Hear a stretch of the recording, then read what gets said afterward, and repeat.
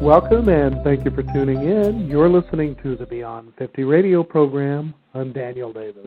As Earth Day is upon us, it should be allowed that most of us should take time to reflect on this wonderful planet that we live on. Although most of the time we go about our busy days really self-concerned about what we're going to be able to do next. Will we be able to get ahead? How can we dig out from being behind? And what can we do to steward ourselves on this wonderful planet that we sometimes take for granted as being an unending abundance of natural resources? Of course, there's been many alarms, things such as global warming and the depletion of the fossil fuels. Where do we start to be able to pay the kind of respect that this wonderful planet that holds our lives dearly in its hands to go to next? On our program today, we're going to be joined by a guest who for more than 30 years has been offering people both in the United States and abroad immediate stability, clarity, and guidance through her readings. She has produced a wonderful book on how we can learn to pay respect to the earth, which is simply entitled Earth Ways. It's healing medicine for the soul. And I'd like to welcome spiritual intuitive Miss Sonia Grace to the Beyond 50 radio program. Sonia, thank you for joining us today. Thank you, Daniel. It's nice to be with you today. It must be a wonderful life for you to be able to do what it is that you do, helping not only people to, be able to heal themselves, but to realize what their greater contribution is, not just to others, but to the wonderful planet that we live on. It's true. I love my job. I love being able to be at service for people around the world. I feel that it's, at this point in my life, basically all I can do, and helping people to become more aware of their connection to the earth and the energies in the earth is what this book, Earthways Healing Medicine for the Soul, is all about. It's connecting people to the earth. Mm-hmm. Now, Sonia, it's interesting. I was just listening the other day to a program, and the topic they were talking about was alkalizing water and all the wonderful benefits that come along with this. And, of course, usually along with all of this, toward the very end, there seems to be a sales pitch. And one of the things that really occurred to me is that it's quite interesting as we people here on this planet would take a natural resource such as water. We find a way to basically corral it, create a toll gate, and then sell it to ourselves. And I started thinking to myself, how much longer does, I guess, this sort of potential insanity continue? I mean, it's pretty much at a pretty interesting point as it is. What are your thoughts on that? Well, I have a lot of thoughts on it. I feel that we've really disengaged from the earth in that since technology has come into play, we all have lived on the planet prior to our technological era and really worked with the earth. I mean, we farmed. We were much more connected, as in there wasn't sidewalks and, pavement and everything. We were living on the earth. And our energy in our body, in our auric field, is constantly moving, and so is the earth. And so we're connecting with that energy. Being on the earth, connecting with the ground, actually is doing a lot more than just, it feels good to lie here on the grass. I mean, there's a lot more going on. And people have gotten so far from that they've also gotten very far from being able to hear the water. The water speaks to us, so does the planet. All aspects of Earth is in communication with our souls, our beings. And people have gotten away from that, and that's why I created these prayers and ceremonies for people to do to help them get reconnected with this planet. Because I agree with you, we keep altering things to a point where, we're forgetting what we're doing. Yeah, I couldn't agree with you more. And in your book, Earthways, as you talk about your these ceremonies, that's really a key factor here, is that we tend to get caught up in what I would consider to be superficial rituals for the day. For instance, you may get up in the morning, your morning coffee is going, the next step is you're picking up the paper. Now, you think about just that particular ritual right there alone. So you're picking up something that was hopefully recycled, but most likely it may not have been. You pick up and immediately you infiltrate your thoughts with the goings on of the day or yesterday or the day before.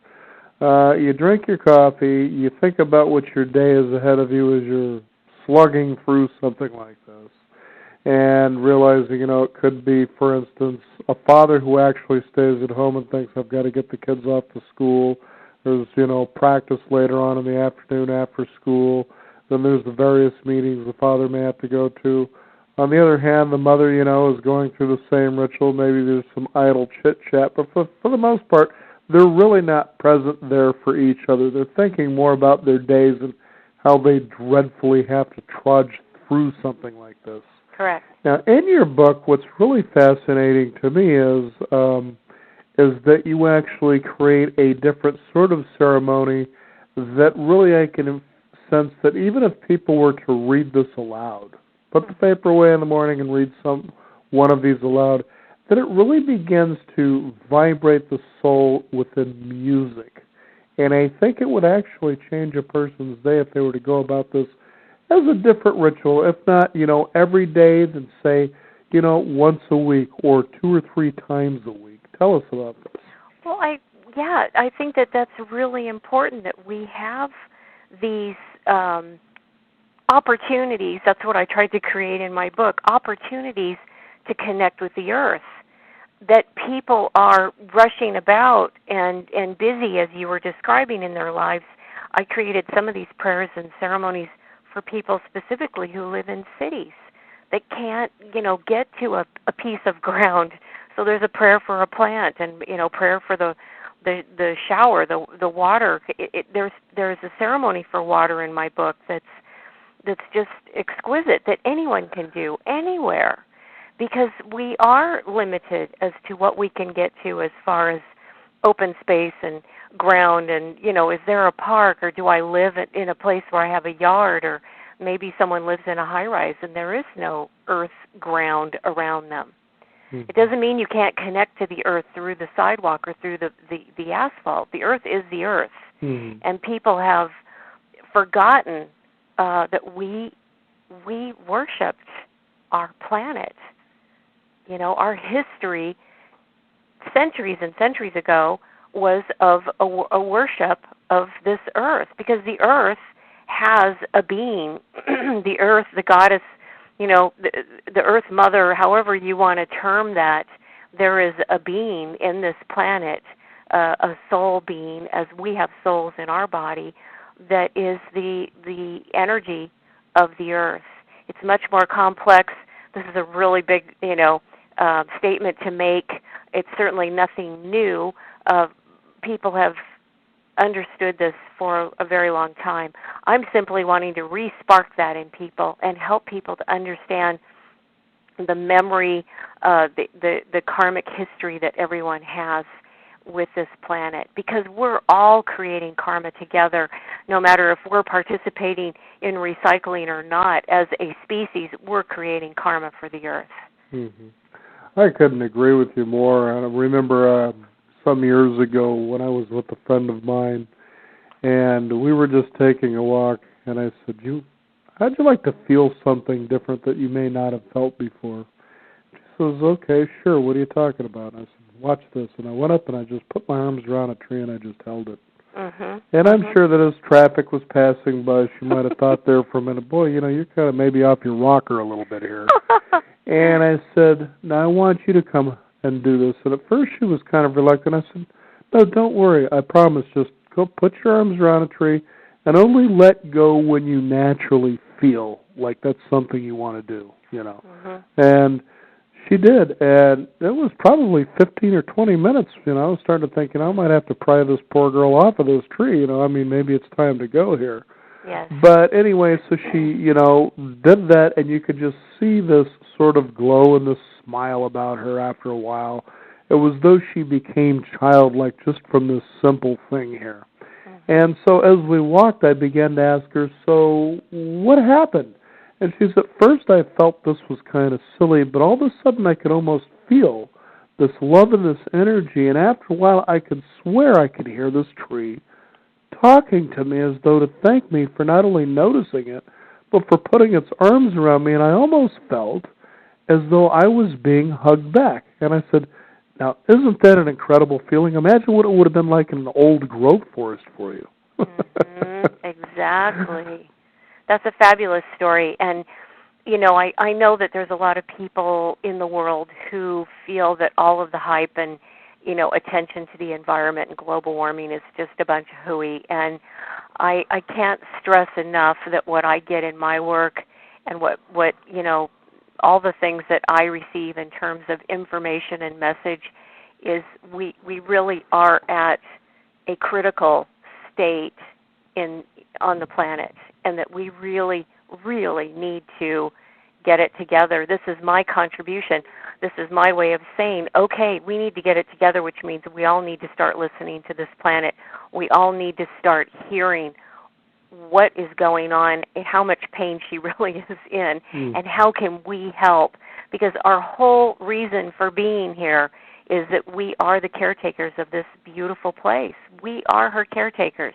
And if we aren't doing our job to take care of this planet, then, you know, she becomes ill. Just as, you know, we don't take care of our children, they can get sick. I mean, it's like a no-brainer. We have to step up and do our part. And people ask me all the time, well, you know, I don't have time to go sit on a boat and protest this or that. You know, of course, none of us do. You know, thank God for Greenpeace and the different organizations that do these things.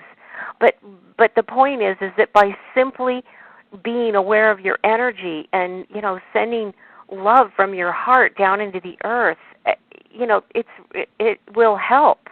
Any of that work helps because we have so much ability to change things through our energy and our intention. And people don't realize how much energy they have. It's like a huge storehouse inside their hearts that they can shift and move and change what is happening on this planet. And there is nothing that is more powerful than love.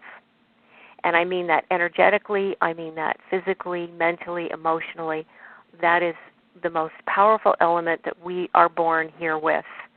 And to embody and to bring through that divine love and let that energy that is coming pouring down through the universe meet in our hearts from the earth energy that comes up through our legs. You know, that's the magic is right there in the heart. And to be able to give some of that back to her, to be able to love this planet the way that we love each other, the way we love our pets and our children. Gosh, you know, we'd have a really different place if everyone could do that. Well, too, you consider Earth itself when you made the statement about how powerful love is, that love would have to be the huge common theme of the Earth when you think of just the incredible biodiversity of this planet.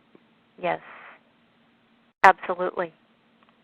Now, one thing I was thinking about as you were talking about, for instance, one of the names you brought up was, for instance, Greenpeace.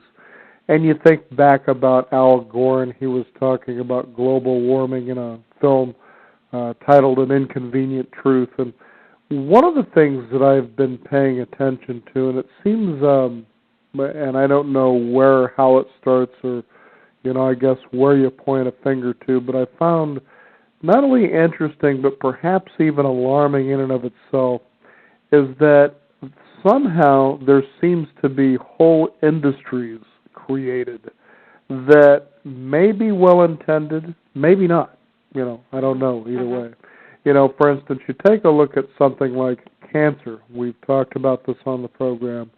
And it seems to be so common that even when they talk about it, it's almost as though something, you know, go ahead and live with it, you know, but hey, by the way, we've got this Walk for the Cure honoring, you know, cancer survivors and people, you know, who are battling cancer, so forth.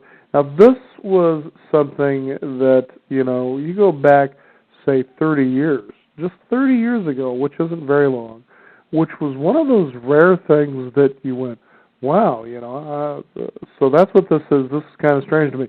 And I guess the point I'm getting at is they've turned it into a profit-making industry. Okay, somebody has. Yeah. And I find the same thing going on, and it was really bothering me that at first as you heard about the green movement, all of a sudden businesses were calling themselves sustainable. All of a sudden things were eco-friendly. All of a sudden what I'm doing is green.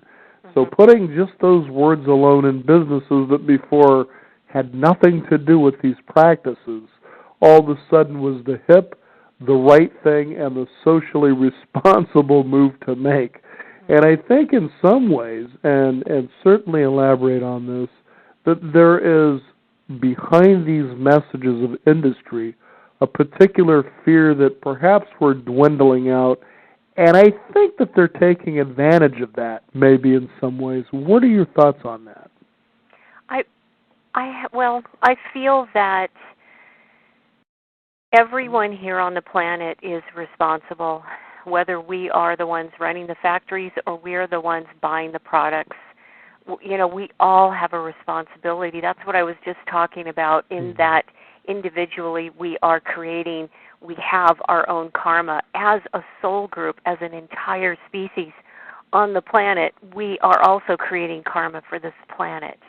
And I do feel that there are good things about these green groups and green movements, and there are things that are not so good, just in the same way that certain industries will produce wonderful things, and those same industries will also create a bunch of pollution, and we've got a problem on the Blah-de-Blah River. One of the biggest things that's really on the table right now is whether or not we're going to continue allowing fracking to go on. And I just read an article yesterday about the potential of the Colorado River being, completely destroyed because of fracking that they're talking about doing in Colorado. And it's now exactly what is fracking? Is that what you called it? Fracking, yeah. It's when they go in and get the natural gas. It can destroy entire bodies of water. They've destroyed water in Philadelphia, back east. Wow. I mean, an entire community has no water, meaning the water's there, they will never be able to use it again, ever.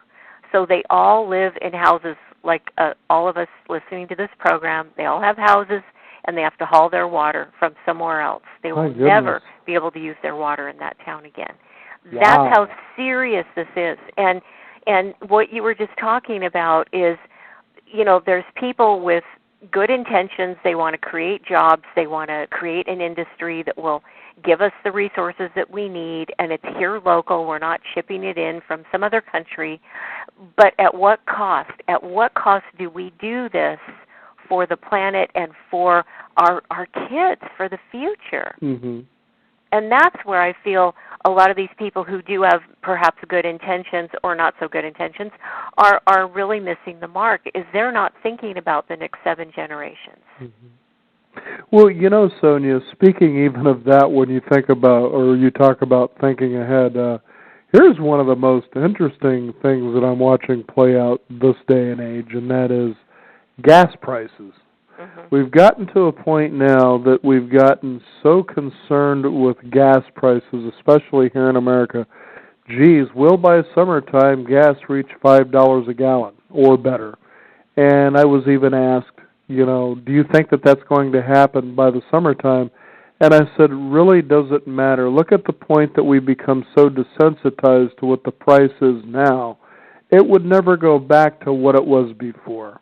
And even furthermore, don't you see the interesting distraction of being concerned with that gas price without concern of what it really not only is costing the planet itself, but for instance, the place where gas is being refined. I mean, we've overlooked what the real potential root of a problem is. You look at, was it a year and a half, 2 years ago, you got British Petroleum causing all the problems down in the Gulf. God knows how long that damage is going to continue. Then they turn around and they post, well, now we've been profitable. And you think, what kind of madness is going on behind these messages that are coming out at us when there's such great destruction, and then a callous attitude, oh, well, somebody else can worry about that. We're busy trying to, I guess, make money. I mean, where does even that thinking change? How is it possible? Well, I think people kind of flip between two mindsets. One is, as you were saying, being very calloused, and I call that just a really good, strong stance of denial. and the other side of it is fear. And people go from being in extreme fear about what's going to happen in the state of the world, and then they go into, this denial stance as well. And I feel that that we will continue to escalate in all of these things, from gas prices to, the environment, global warming. I mean, this is why I wrote this book. This is a way for people to reconnect with the earth, because we are getting so far from the very environment that gives us life. Mm-hmm. We aren't here if we aren't breathing air, right? Right. And I do have I just wanted to read this to you. I have a prayer for fear. And the prayer is, help me, Mother Earth, to release my fears down through my body, down my legs, out my feet, into the ground, down my arms, out my hands, into the ground. Let your energy come back up through my body, grounding my body and nurturing my soul. Let my love fill the spaces where I doubted the universe. Thank you for your endless beauty.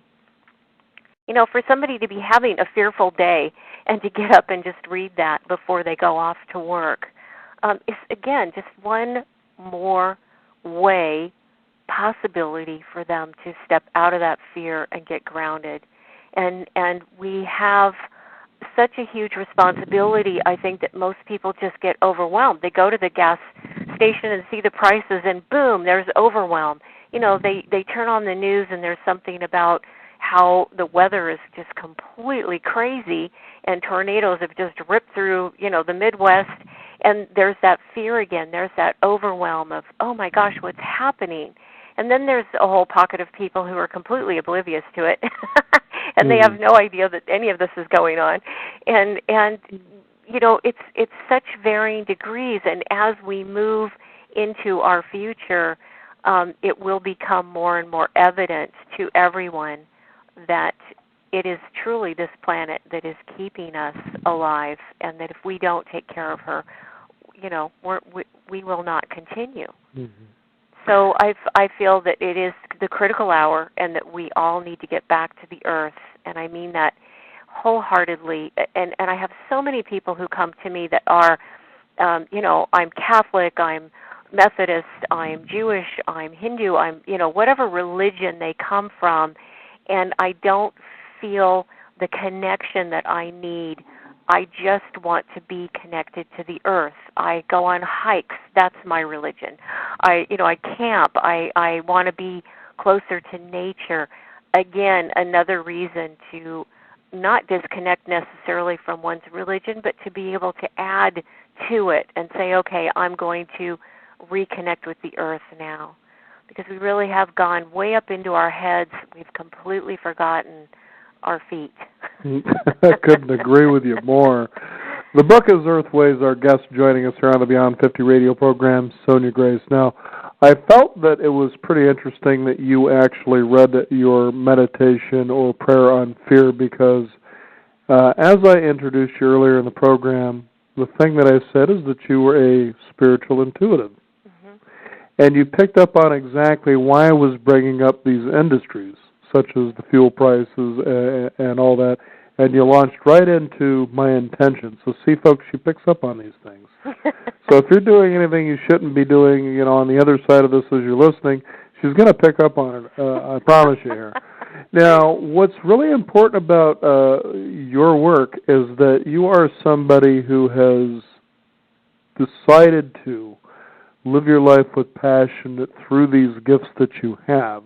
And people could be amazed by the possibilities of what you're able to do as a spiritual intuitive, as a mystic healer, an energy healer. There's a whole gamut of the things you can do. But what's wonderful is, and I'm sure that you'll agree with this and elaborate a little bit on it, we all have that gift within us to do many of the same things that you do from connecting through the earth. Is that possible? I feel that it is very possible, and there are varying degrees of it. Sure. We all have an intuition, okay? We all have intuition. We all have a brain. We all have the ability to look at our pipes under our sink and contemplate, am I going to fix that leak or am I going to call a plumber? Mm-hmm. You know, so the varying degrees is, yes, by everyone having intuition and connecting with the earth, there are many things that will come, just like your friend who hugged the tree and said, wow, I feel like the tree was talking to me. Mm-hmm. Absolutely, those things can happen. You know, the things that I do and what I'm able to do as a healer and clearing karma and going in and working on people long distance, you know, that may be a stretch. I don't know many people who can do what I do, but I do feel that people need to be empowered by reconnecting with what I call their inner compass, that a lot of us growing up in dysfunctional families, that compass gets broken. We're told, no, you aren't feeling this. No, that's not what's going on. And yet your feeling system inside your body is saying, no, this is what I'm feeling. And when we're told many, many times that's not what you're feeling, the compass gets broken. It gets sort of like off. And so people need to reconnect to that inner compass and really reconnect with what their true north is, so that they're able to feel their feelings, and then that whole inside intuitive place comes alive again. And by connecting with the earth, then all of that connection happens with that inner system. You know, you mentioned something that occurred to me, and that is creating space, creating time. And technology has been one of these systems, in a way, that was created by man to be able to make things a little easier. For instance, before we used to toil the soil with our own hands, or we used to pull, a tool behind ox or horse. And then we invented the tractor. Boy, that really kind of reduced, a lot of the labor down to where it became a lot easier to farm. And, nowadays, rather than digging through a 3-foot-long card catalog, you can go to the library and type up the title or word reference for your favorite book, therefore saving a whole lot of time. Now, with technology's invention and the belief that we've created more space for possibly more leisure to enjoy more time to ourselves, I find it fascinating that we have somehow created a vacuum, that now that the space is emptied, it has now been filled by more, in many cases, nonsensical things that really have little to do, in a lot of cases, with our own happiness and the pursuit of our spiritual divine being. That's quite interesting how that happens. Talk about how people can turn that around. I know you just touched on that, but deeper ways they can go about this. Well, I see it a lot with parents. It's much easier to throw the kids in the car and go to the mall. I mean, throw them in the car, literally. Yeah. It's much easier, and it's also inspiring to me when I have parents say, no, we're not going to the mall this weekend. We're actually going on a hike. And as you know, the Portland area has some beautiful places to hike, and I'm really impressed with parents who do that. I know I grew up with parents who insisted that we go camping all the time, and I grew up camping all over the state of Oregon and the Wallowa Mountains, and I feel really blessed to have had that experience, because this is something that brings, families together. It's something that's really a fun activity. It doesn't cost a lot, and you get a chance to be with the earth. We are extremely distracted, you're right, Dan, and I feel we have the ability to turn that around. It's simply changing habits. Are we going to walk over and turn the TV on, or are we going to walk outside and watch the sunset? It's changing habits, and we have become so desensitized, as you said earlier, that we are no longer remembering that the simple things, that just feeling the space in the air when you're sitting in silence or hearing the sound of the birds outside is incredible. I mean, those are incredible things to experience, but most people aren't connected on that level. Most people want to rush and pick up their iPhone and check for messages while they're running to the store, and they're doing 10 things at the same time. I find it fascinating, too, that as you go out there in this world, it seems that these things have almost literally grown into people's hands. Yes, they have. And I don't know what it is that alarms me or bothers me a lot about that, but I remember there was a time that I thought I would save a little bit of money by having a cellular phone, and I found myself doing those same things. Did I get a message? I'm checking for messages. What did I miss? Blah, blah, blah, just playing around with this thing. This is nuts. I got rid of it. So in light of all this technology and in light of what's happening on the planet, the way that people can really help themselves and help the planet, their contribution is to really feel their hearts opening up and feel their love going down deep into the earth and filling all of those spaces in the earth that are diseased or have pain or are cracked or, anything that is in the earth. And I'm talking all the way to see your heart energy radiating clear to the other side of the planet, filling up the whole planet. That's a huge contribution on an energy level. And our beings as souls, which are energy bodies, are, our natural state of being. And to be able to contribute that energy to the earth, to take care of her in this way, will absolutely make a difference. And for people to keep their energy levels up, to stay on a higher note, listen to your favorite music, meditate, do yoga, exercise. This is what we were talking about. Yes, the tractor came into play, and we, invented things through technology to help us. But back in the day when we did things by hand, it actually was the very exercise of it that was raising our vibration and raising our energy. So don't be afraid to get outside and do some work by hand and to really feel that energy. I know that when I go home to my husband's village out on the Hopi Reservation, we carry the water in buckets. That's how we get water. There is no running water. And we carry the water for a long ways, and it's heavy. And every time I carry it, I think, my gosh, I'm not strong enough to carry this bucket. But I do. And you do these things because they have to be done. And I feel that people can contribute through their own energy and their own intention of prayer. Thus, my book. I agree with you. You've got prayers and ceremonies now. One of the things that we've been touching on is that a lot of times people have taken the stance, I'm too busy so I don't have time to participate. I'm too busy so I don't have time to meditate. I'm too busy so I don't have time to give thanks to all the wonderful things that I have.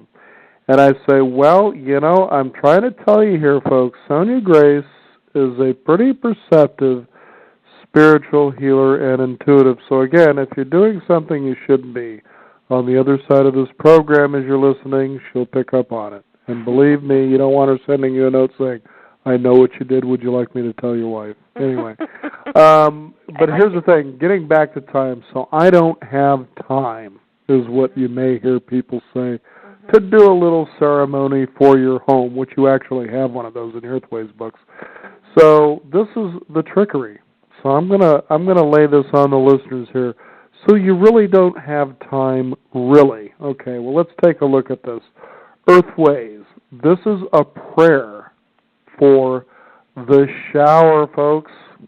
Don't tell me you don't have time for a prayer while you're in the shower. Tell us about that one. Well, I feel that it's honoring the water, and it's being able to address the people, just as you were discussing, who are too busy for just about everything. It's a way for them to have their own ritual and their own moment of honoring that water. and really in every glass of water that we take out of our sinks, and that we get water everywhere, every part of our day, we really would do ourselves and the planet a lot of good by giving thanks to that water and the gratitude. You don't know really what water means until you've gone without water.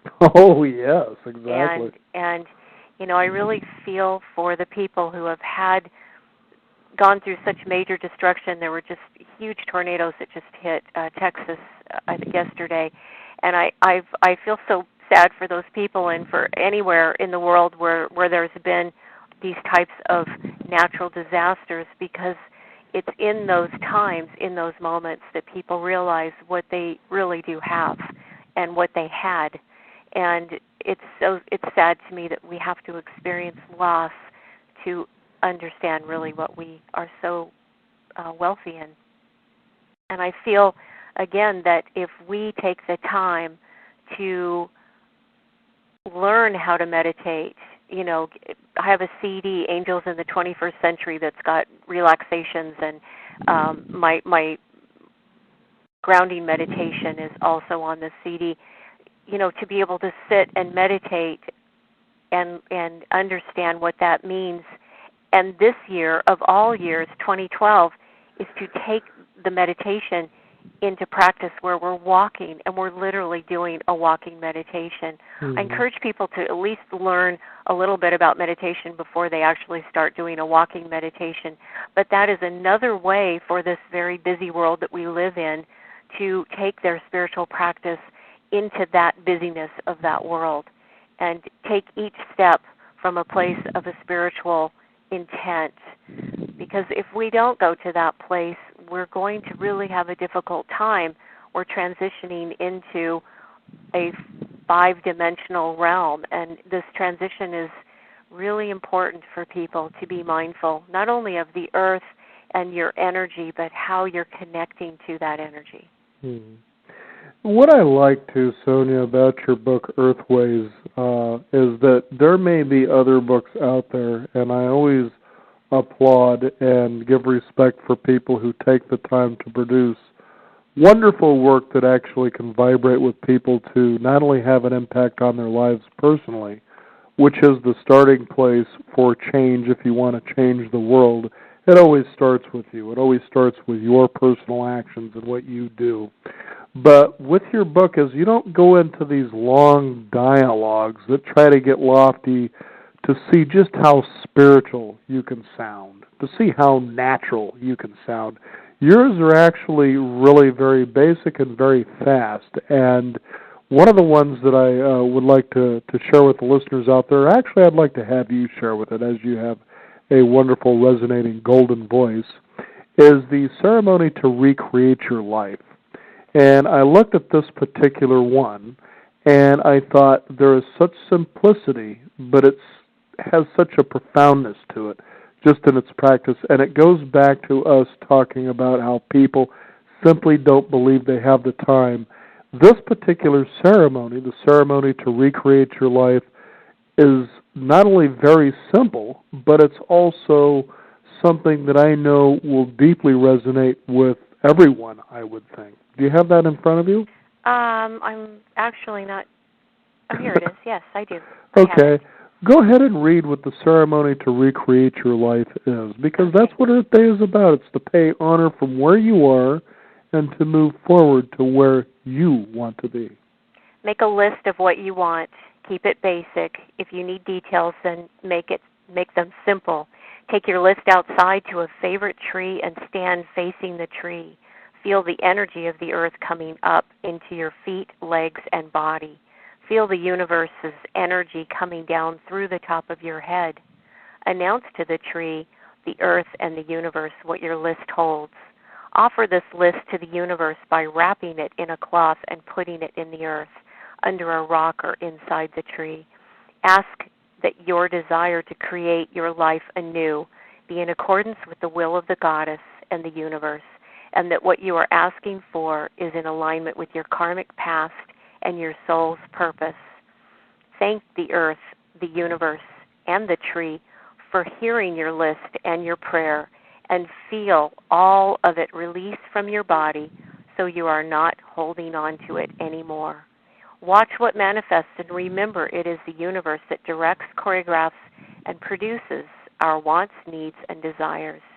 It is when we think we know what is best for us without looking at our soul's purpose that we get disappointed and feel let down. Stay connected to the path of your soul. See, now there it is. It's so simple, but if you were to take and transpose that into every self-help thing that's been written out there, every goal manifestation out there, you've used everything there that they tell you to do. You know, you think of a desire, you write it down, and then you release it. Mm-hmm. You know, it's just that simple. And then you allow, without thinking, to see how it returns to you. Right, and the part of it that's so incredible is the spirit that is in that tree is your witness. The spirit that's in the tree is hearing your prayer. The earth is hearing your prayer. The universe, God, the goddess, they're hearing your prayer. This is what's so powerful, and where we've really stepped so far away from those very basic connections. Now, I think what's fascinating, we brought up trees again. Mm-hmm. and inside of me there was a story that I had just read not too long ago about a person who had this wonderful farm up in Washington. And he said one day he was looking across the farm and noticed that they had a lot of pine trees up in the northwest part of the United States. And he decided him and his wife would, you know, end the ceremony, just as you talk about in your book, to be able to pay respect to these trees, just to say thank you for their beauty, for the shade that they create, and the like. And they went about this ceremony and just really enjoyed these pines that stretched out across their farm. There was a time there was a devastating, I guess, snowstorm that had come across where more than 60 trees had actually broken and were destroyed as a result of this. What they found astounding was that these trees, these pine trees, that they went along to go and clear, and these, some of them 40 to 60 feet tall, as they'd go along the fence, and they found out somehow these trees managed to land along the fence line, the broken ones, where their branches were outstretched in such a way that there was no destruction of the fence. They found that interesting. There was also a chicken coop, a small little building out there, where the same thing had happened. This large tree had fallen sort of away from this thing in such a way that it understood that that could destroy something that might have been vital for this person and their family's life. Each of these trees that were destroyed managed to land in such ways that there was no destruction on a consistent basis. So we're talking about more than 60 trees. Now, I've got to say that you can think about it any way you want to, but it's almost as though these trees were saying, thank you for respecting us. As a result, we're protecting this farm. Absolutely. You know, and you can't help but feel that way as you read through Earthways, the ceremonies and the prayers, that if you would just try a little bit of this each day, maybe not every day, but just try it, how you begin to transform, and you'll begin to see things that would just slightly just amaze you. Yes, absolutely. There's an energy in the earth that was so prevalent at one time. This is a long time ago, and it's kind of gone. Back in the olden days? Yes, it's gone deeper, during the time of the Druids and, all of the really ancient practices. It's gone pretty deep into the ground. Occasionally people will connect with this energy and they'll see orbs or, different sort of interesting things. I myself see the Davic realm or the spirits of the plants and the trees, but, they're a lot more, I want to say they're more hidden. They're still there, of course, but they're more hidden. There's a lot of really incredible things that exist here on Earth and within the Earth, and we have that opportunity to connect again with that energy if we take the opportunity and get on it. I fear that the more destruction that we create for the Earth, the more these energies go deeper into the earth to protect themselves. And that's why I encourage everyone to get back to a practice that we have had for lifetimes, hundreds and hundreds of lifetimes. We have practiced really being connected to this planet. And I really want to just be the wake-up call to everyone. Okay, it's time. Let's get back. Very good. Now, I know that you have a website, and on there, people can actually enjoy having the opportunity to have your weekly guidoscope. Tell us about your website a little bit and this weekly guidoscope. Well, once a week, I send out what's called the guidoscope, and it's really inspirational messages that are from my guides, and it's a really nice way to have perhaps something that you are focused on or looking at for the week. Also, my website has my book, Earthways, Healing Medicine for the Soul, on it. You can buy the book. My other books and CDs are on there. I have a line of jewelry. Of course, the most important thing is if you want to connect with me and have a reading, you can also do that on my website. Fascinating work. Earthways is the book. It's Healing Medicine for the Soul. Our guest today, Ms. Sonia Grace. Sonia, thank you for joining us here on the Beyond 50 radio program. Thank you, Dan. We want to thank you, the listeners out there, for tuning in. Again, it just takes you to take that simple decision toward a step to making yourself a better person, to be able to give back to a world that's so abundantly given to you. Earthways is the way to do that, Healing Medicine for the Soul. We want to thank you, the listeners out there, also for tuning in. Be sure to visit us at our website, which is beyond50radio.com. That is the number 50.